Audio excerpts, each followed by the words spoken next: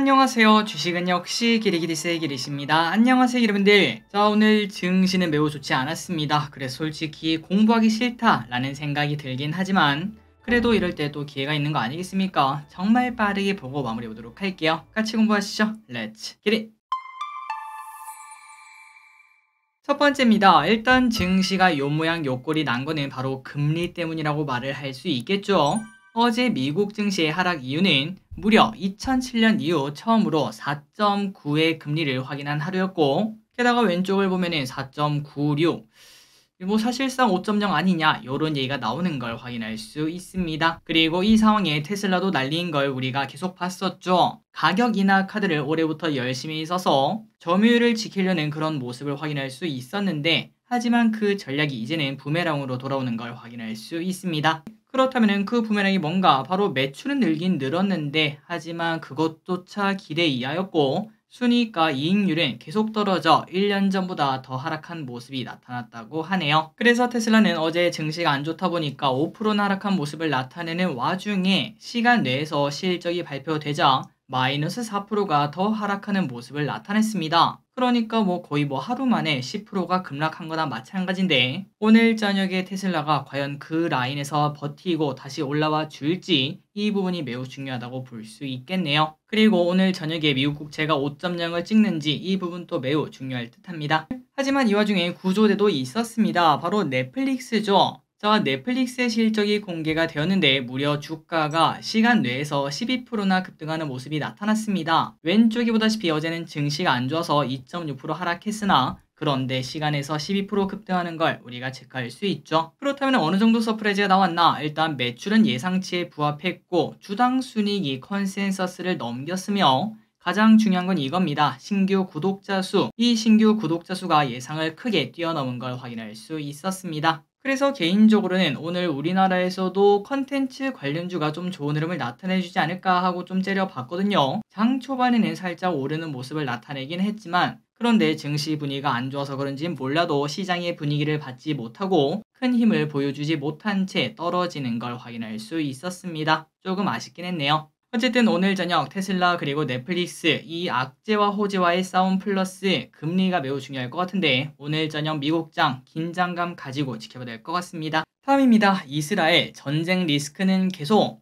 바이든이 이스라엘을 방문했습니다. 알고 계시죠? 그리고 여기서 바이든은 당연하게도 이스라엘의 편을 들었다고 하네요. 그리고 이 와중에 이라크에 있는 미군 기지가 드론 공격을 받는 일도 생겨나고 있어서 분위기가 그렇게 좋지만은 않은 걸 확인할 수 있습니다. 물론 아직까지 이스라엘이 전면전을 할지 말지는 밝혀지지 않았지만, 만약에 또 초강수를 두게 된다면은 우리 증시가 조금 더 걱정에 쌓이겠다라는 얘기를 해볼 수 있겠죠. 일단 이번 주까지 이 리스크가 이어질 것 같은데 한번 계속 보도록 하겠습니다.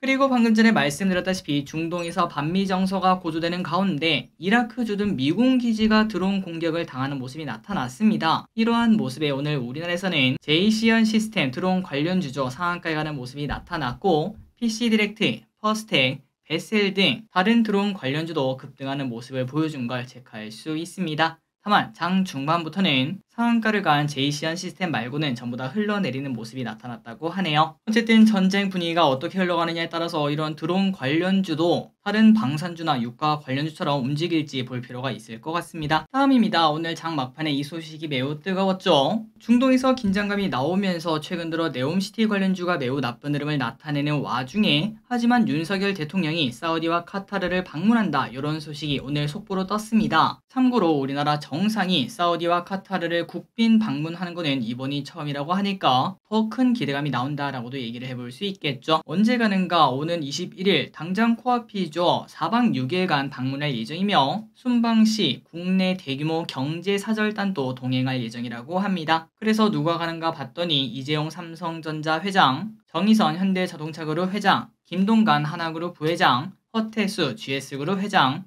정기선 HD현대 사장, 박지원 두산에너빌리티 회장 등 주요 그룹이 전부 다 포함된 걸 확인할 수 있죠. 그래서 이러한 소식이 나오자 증시가 안 좋은 와중에 네옴시티 관련주에 돈이 쫙 몰리는 모습이 나타났는데, 아마도 내일 최소한 장 초반까지는 네옴시티 관련주가 불을 뿜을 것을 쉽게 예측을 해볼 수 있습니다. 다음입니다. 이 와중에 공모주라도 잘 돼서 다행이야. 신성 ST 오늘 상장했는데 성공적으로 데뷔했습니다. 참고로 신성 ST는 2차 전지 부품 기업이며 공모가가 26,000원인데 시가가 46,050원으로 바로 매도를 했더라도 2만원의 수익을 거둘 수 있었죠. 저기릿은 당연히 시초가에 매도를 했고 치킨값을 획득을 했습니다. 자, 청약하시고 배정받으신 여러분들 진심으로 축하드리고, 그리고 다음 주에도 공모주 와르르 몰려오니까 이번 주 토요일 날 또 어떻게 청약할지, 어떤 걸 청약할지, 그리고 다음 주는 어떻게 매도할지 등등을 꼼꼼하게 확인하도록 하겠습니다. 다음입니다. 힘 빠지는 로봇주. 자, 두산 로보틱스가 오기 전까지는 온 세상이 로봇으로 보였었습니다. 그런데 지금은 상장한 두산 로보틱스도 그 전까지 대장이었던 레인보우 로보틱스도 투자자들의 외면을 받고 있는 걸 확인할 수 있습니다.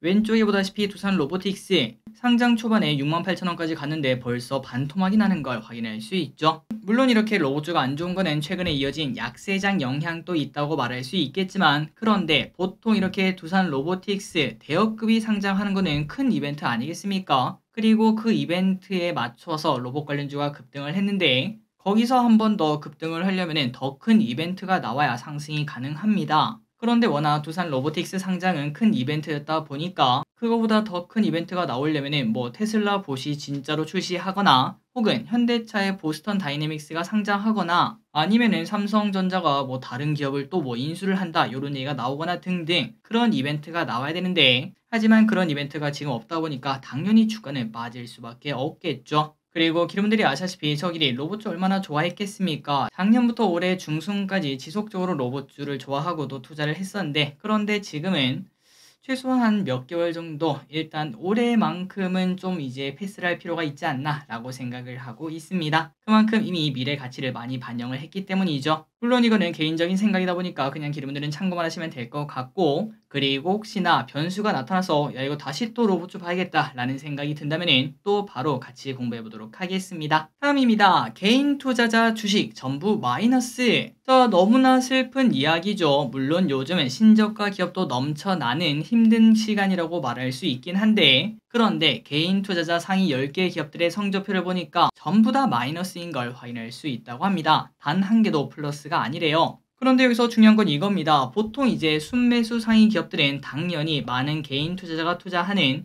시가총액 상위주라고 말할 수 있습니다. 그러니까 시가총액이 몇 조가 넘는 그런 친구들이라고 볼 수 있는데, 하지만 그 친구들의 하락폭의 평균이 무려 마이너스 11%나 된다고 하니까 대형주도 그렇게 빠졌으면 다른 중소형주 그 친구들은 마이너스 20, 30 이렇게 빠졌다라고도 말을 할 수 있겠죠. 참고로 개인 투자자가 가장 많이 산 기업 10개 중에서 가장 많이 빠진 친구들이 뭔가 봤더니 두산 로보틱스 마이너스 19%, 포스코 표체 마이너스 18%, 네이버 마이너스 17% 등 충분히 우리가 살만한 기업들, 그런 기업들이 포진하고 있는 걸 확인할 수 있습니다. 한이길이 그런데 뭐 이렇게 증시가 안 좋으면 당연한 거 아니야 라고도 말할 수 있긴 한데, 하지만 다른 곳이랑 비교하면 조금 더 많이 하락하긴 했습니다. 기간 상위 10개 기업들을 한번 보자면 마이너스 2.7%밖에 안 되고, 외국인 상위 10개 기업을 보면 마이너스 5%인데 개인 투자자는 기관보다 4배 더 빠졌고 외국인보다는 2배 더 빠졌기 때문에 당연히 매수 매도에 뭔가 다른 점이 있다라고 얘기를 해볼 수 있겠죠.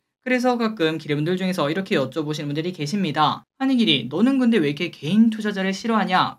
외국인 그리고 연기금 왜 이렇게 좋아하냐? 이렇게 여쭤보신 분들이 계신데, 바로 이 이유 때문에 저 기릿은 개인 투자자보다는 그래도 외국인이나 기관이 뭘 사는지 그거를 조금 더 보려고 노력을 하고 있습니다. 어쨌든 증시 분위기가 안 좋은데 기름들의 계좌는 그나마 잘 방어가 되고 있었으면 좋겠네요.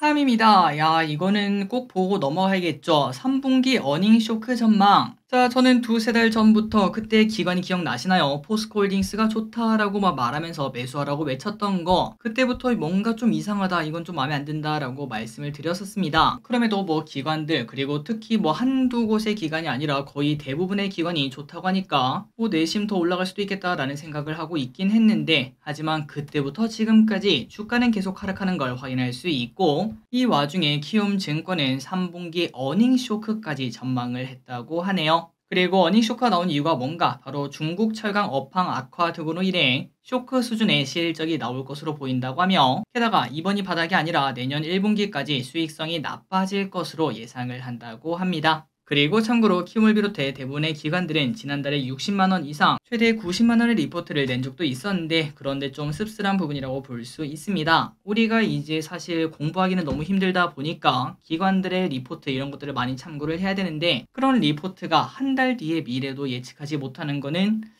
좀 많이 아쉽다라는 얘기를 당연히 투자자 입장에서는 해볼 수 있겠죠. 어쨌든 기관들이 그렇게 좋다고 한 포스코홀딩스 연일 하락하는 모습을 나타내고 있는데 반전 드라마가 써질 수 있을지 한번 지켜보도록 하겠습니다. 다음입니다. 기준금리 동결했습니다. 한국은행이 이번 기준금리 동결했고 이로써 6회 연속 기준금리 동결이 나왔네요. 최근 들어 가계부채가 증가하고 원달러 환율도 치솟으면서 금리를 인상하는 거 아니냐 이런 얘기가 나왔었지만 그런데 경기 침체 우려 등 그리고 또 지금 전쟁 중 아니겠습니까? 이런 부분 때문에 동결을 한 것으로 보인다고 하네요. 그리고 여기서 이창용 총재는 향후 3개월 금리 전망에 대해서 5대1로 갈렸다. 5명은 올리고 1명은 내려야 된다. 이렇게 말을 했다고 하며 그러니까 다음 금통에서는 올릴 수도 있다. 이러한 매파적 동결을 했다라고 해석을 해볼 수 있습니다. 그리고 이런 경고도 했다고 하네요. 1%대의 금리는 절대 바로 볼 수 없기 때문에 영끌적에 대한 경고를 또다시 한 걸 확인할 수 있습니다. 다음입니다. 대부업 하면 뭐가 생각나죠? 저기를 쓴 러시앤캐시가 기억납니다. 워낙 광고를 많이 봐서 그런 것 같은데 하지만 러시앤캐시 이제는 사라진다고 하네요. 자, OK그룹이 산하 대부업체인 러시앤캐시 사업을 철수하고 종합금융그룹으로 나아간다는 소식입니다.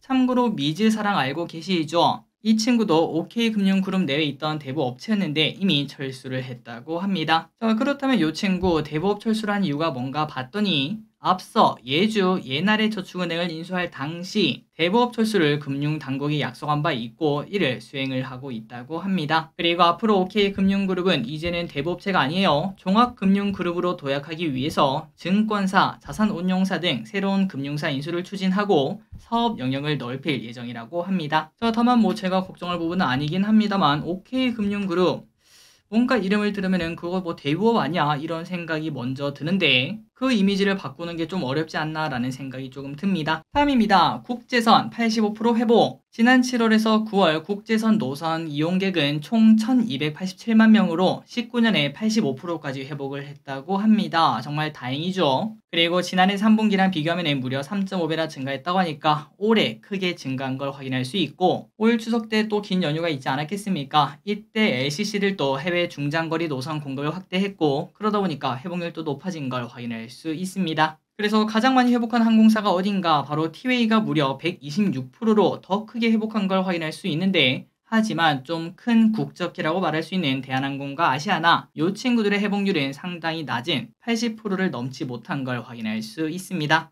다음입니다. 일본 여행만 벌써 490만 명. 자, 올해 1월에서 9월까지 일본을 방문한 한국인이 벌써 500만 명에 육박한다고 합니다. 진짜 많은 사람들이 방문했다고 볼 수 있겠죠. 그리고 참고로 일본을 방문한 외국인 중에서 한국인의 비중이 가장 많았다고 합니다. 그리고 일본 내에서도 이제 일본을 찾은 외국인은 코로나 전 수준까지 회복이 되었다고 하는데 이러한 이유 중 하나는 당연히 엔화 약세가 크겠죠. 엔화 약세라는 거는 우리가 일본 가면은 상대적으로 더 싸게 살 수 있다는 의미가 되기 때문에 우리가 지난번에 뭐 그런 소식도 봤습니다. 우리나라 밥값보다 일본 밥값이 더 싸다. 우리가 기억하기로는 한 10년 전만 하더라도 일본 물가가 비싸다 이런 얘기를 정말 많이 했었는데 하지만 지금은 반대가 된 걸 확인할 수 있다고 합니다. 물론 일본이 저성장을 하면서 지속적으로 그 자리에서 머무르고 있는 그런 영향도 있겠지만 엔화 약세 영향도 크다고 볼 수 있겠죠. 어쨌든 일본을 찾는 외국인들이 많아지는 걸 확인할 수 있다고 합니다. 다음입니다. 아이폰도 이제 녹음이 된다고 합니다. 다음 주부터 가능하다고 해요.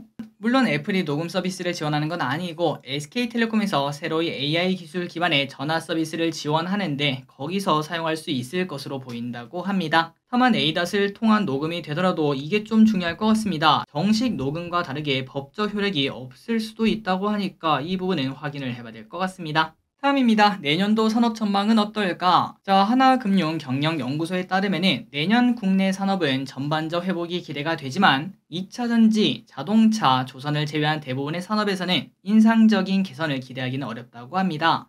자동차 같은 경우는 국산차의 상품성 개선에 힘입어 양호한 흐름이 이어질 것으로 기대가 되며 조선 같은 경우는 좋다는 이야기 계속 확인할 수 있었죠. 하지만 그 반면 석유화학이 매우 안 좋다고 합니다. 수요 위축, 고유가, 공급 과잉 이러한 3중고로 인해 혹독한 침체가 나타나지 않겠나라는 전망이 나온다고 합니다. 개인적으로는 지속적으로 하락하고 있는 석유화 이쪽을 좀 많이 관심을 두고 있는데 이러한 이야기를 보면은 아직까지 바닥은 아니구나 라는 생각도 해볼 수 있겠네요. 계속 째려보도록 하겠습니다.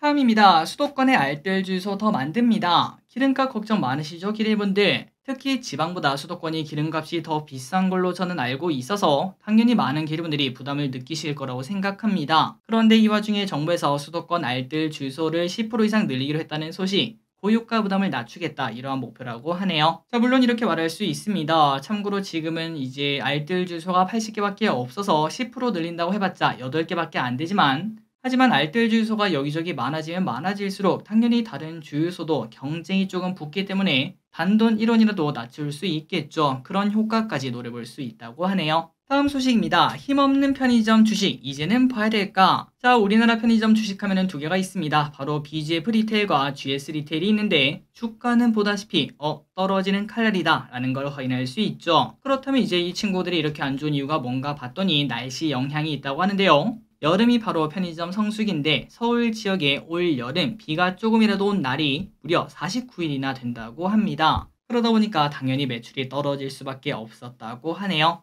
하지만 지금은 다르다고 합니다. 내년부터는 업황 그리고 주가가 회복될 것으로 보인다고 하며 앞으로 경기 침체, 고물가 이런 걱정이 많지 않겠습니까? 그러면 사람들이 오히려 편의점을 찾을 확률이 더 높아서 오히려 유리한 상황이다 이런 얘기도 해볼 수 있다고 하네요. 그러다 보니까 조정받은 편의점주를 한번 쓱 보자 이러한 의견도 있다는 거 체크하시면 될 것 같습니다. 마지막 소식입니다. 우리나라의 빈대가 난리. 자, 내년에 올림픽이 열리는 프랑스 파리에서 지금 빈대가 난리라는 거 혹시 확인하셨나요? 뭐 다른 외국에는 뭐 그럴 수 있다라는 생각이 들긴 하지만 그런데 우리나라 인천의 사우나 그리고 이번에는 대구의 한 대학교에서 발견되며 슬슬 막 괜히 몸이 간지럽고 우리 집에도 있는 거 아닌가 이런 생각이 드는 걸 확인할 수 있습니다. 물론 빈대는 전염병을 옮기거나 심각한 문제를 일으키진 않지만 한번 물리면 진짜 너무 간지러운 그 정도의 나쁜 영향을 준다고 합니다. 그래서 혹시나 증시가 안 좋으면 빈대 관련주가 오르는 거 아닌가 해충 관련주가 오르는 거 아닌가 이런 생각을 조금 해봤지만 그런데 그럴 가능성이 그렇게 높지는 않겠죠. 그냥 이 부분은 참고하시면 될 것 같습니다. 자, 오늘의 공부 여기까지 끝났습니다. 항상 이렇게 같이 공부해주셔서 진심으로 감사합니다. 지금까지 기리셨습니다. 빠이요.